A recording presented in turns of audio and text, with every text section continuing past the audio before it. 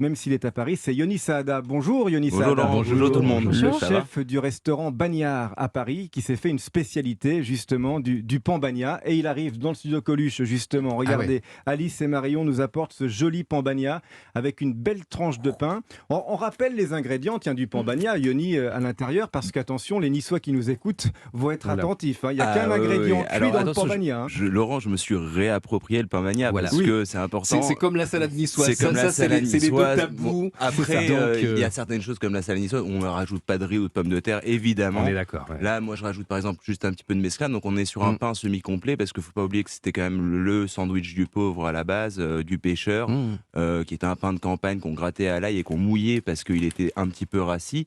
Donc, nous, on est sur un pain frais qui est fait juste à côté de Paris, qui est mouillé dans une eau de tomate huilée avec un petit peu d'ail. On a du radis, de l'olive.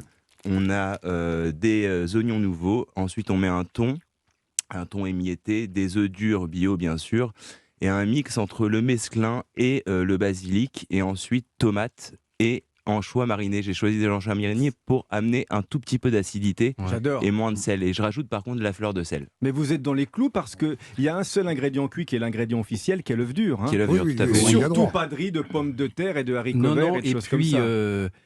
Franchement, c'est dans la norme. Hein, ça me fait plaisir. Venons d'un Niçois, alors là, je suis honoré. Ce qui est nouveau, dans ma pratique du pan bagna, c'est le basilic.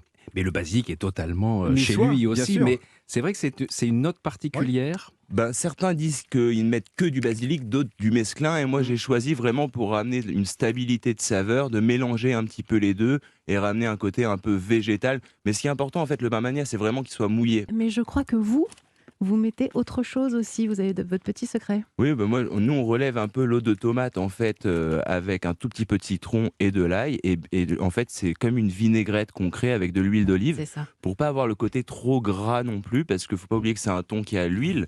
Donc le but, ça a été de stabiliser, de ne pas créer une agueusie à travers toute cette huile qui peut très vite trop entourer le palais. Vous voulez amener un peu de stabilité, un peu de fraîcheur, même s'il y en a déjà beaucoup dans celui de Nice, évidemment. Didier Van Kovlart, c'est un bonheur de vous avoir à table. Vous allez me faire parler la il a dégommé